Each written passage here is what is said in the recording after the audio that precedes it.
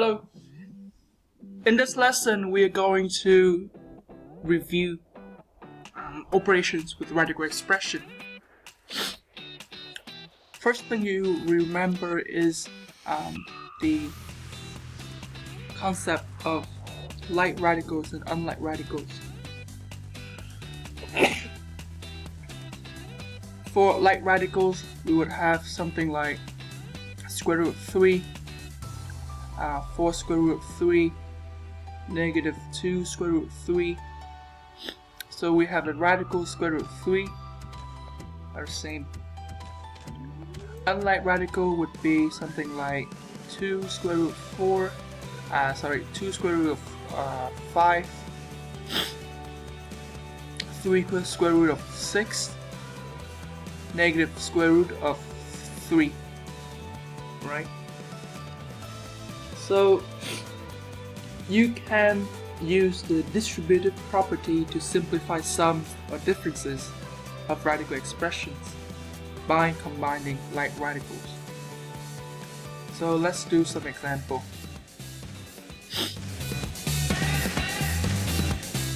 I have 6 times square root of 11 plus 9 times square root of 11.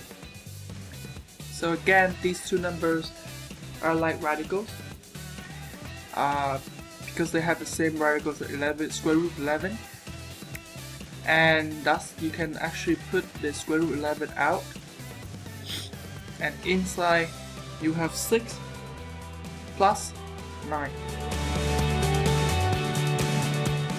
or 6 plus 9 is 15 times, this is multiplied, right? Multiplied by square root of 11. Another example would be 3 square root of 3 minus 5 square root of 3. Again, these are like radicals, so you can use distributive properties, right? Square root 3 out, and inside you would have 3 minus 5, and 3 minus 5 is negative 2, so remember to write the negative outside and 3. Another example, we will have square root 3 minus 5 square root 3. Okay, in this case we will assume, okay, so we don't have any number out in front of the square root of 3, but actually this is 1 times square root of 3. So you would write down as square root 3 out, and then because this is a number 1, minus 5. So we would have 1 minus 5 is negative 4, and times square root of 3.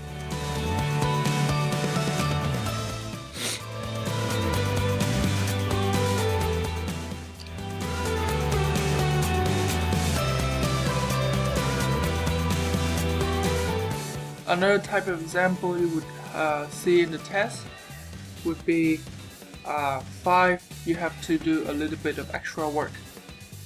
For example, in this case, 5 times square root of 3 minus square root of 12.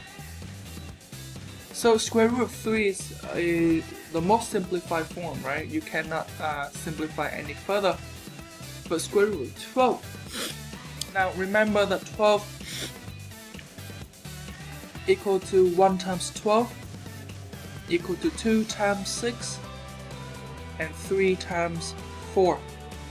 Again, among these 3 factors,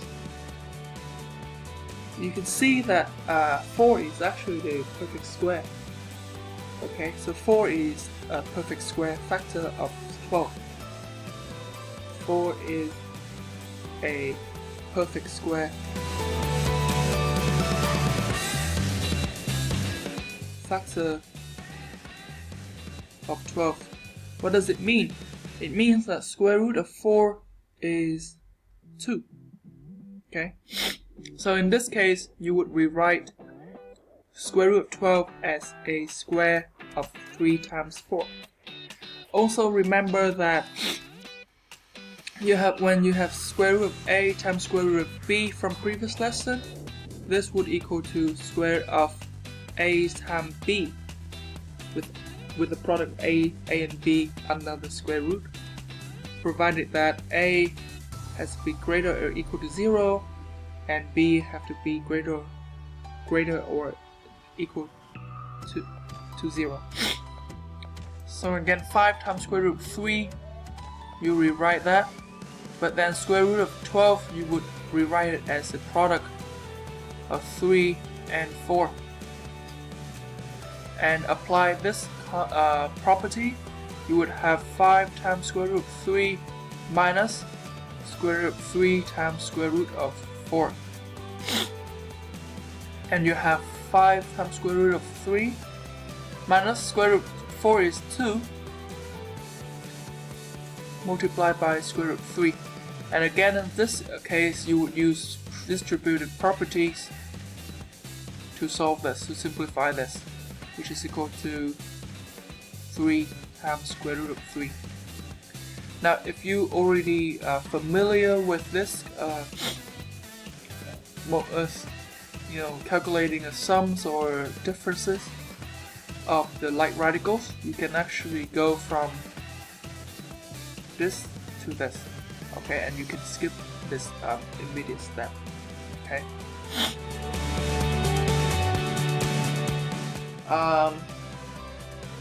Another type of question that you may see in the test is multiplying radical expression. Okay, so for example, what is a simplified form of this expression?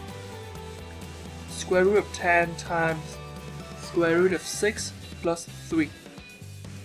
In this case, you would use distribution property again. Distributive property, you would multiply square root of 10 with square root of 6, and then later on add it with the square root of 10 times 3. So in this case, I would have square root of 10 times square root of 6 plus square root of 10 times 3, and then I have square root of 10 times square root of 6, which is equal to square root of 10 times 6 plus 3 square root of 10. Okay, and again, square root of 10 times 6, which is square root of 60 plus 3 times square root of 10. Now, again, in this case, like square root of 12, you need to find a perfect square factor of 60. Okay, so 60 we would have 1 times 60, 2 times 30, 3 times 20, and 4 times 15. Okay, again we have 4 is a perfect square factor of 60. So in this case, we would rewrite square 60 as square root of 4 times 15 plus 3 times square root of 10, and you would have again square root of 4 times square root of 15,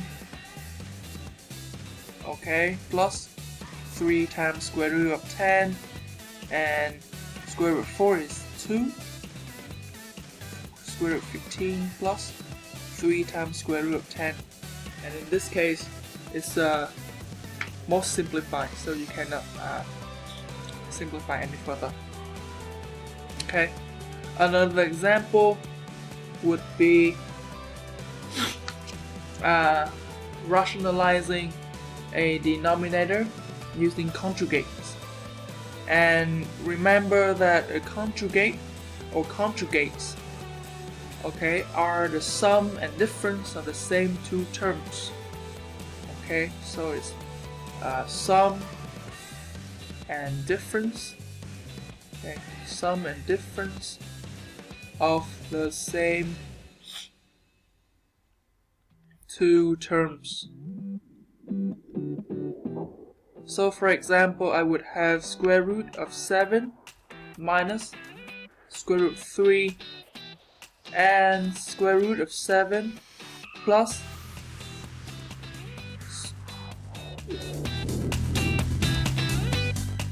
square root 3 are the two conjugates, okay? Because this is a sum of square root 7 and square root 3, and this is a difference of the same two terms, alright? So these are conjugates. Now, remember that there's also a perfect square trinomial, a special case.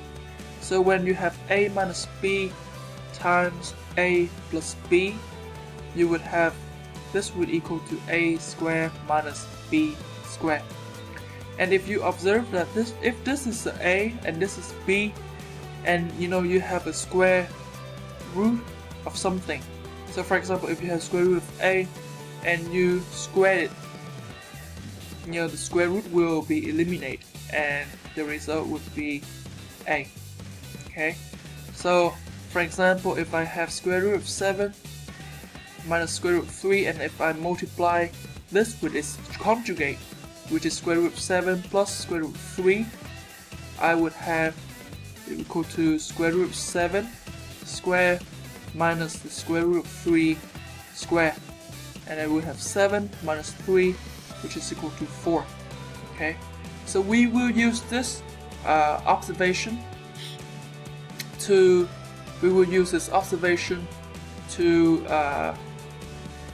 eliminate the denominator. Okay, so in this technique we call rationalizing, okay, a denominator using conjugates. So for example, I have 10 divided by square root of 7 minus square root of 2. Okay, and I want to simplify this. Simplifying this expression means that you want to eliminate the radicals under the denominator. Okay, so we know that square root of 7 minus square root of 2 and square root of 7 plus square root of 2 are conjugates. Okay, and we also know that if you multiply these two conjugates together, you would eliminate the square. So for example, if I multiply the denominator with square root of 7 plus square root of 2, so to honor the balance here, you have to multiply the numerator with the square root of 7 plus square root of 2 also, okay, because these two will cancel out, okay, equal to 1, and then this will give it back as the original expression. So let's look at the denominator first. In this case, it's exactly the same as an example of both. So you would have square root of 7 square minus square root of 2 square, right? And in this case, you would have you will have 10 times square root of 7 plus square root of 2. Just keep it, and it is right for now. So square root 7 square would be 7. Square root 2 square would be equal to 2. Okay, and here on the top, just write it. Just keep it like this. And then you would have the denominator here is 5, and then you would have 10 times square root of 7 plus square root of 2. Okay, now 10 divided by 5, which is equal to 2, times square root of 7 plus square root of 2, and then you multiply it together out, you will see 2 times square root of 7 plus 2 square root of 2. Okay, so this is simplified.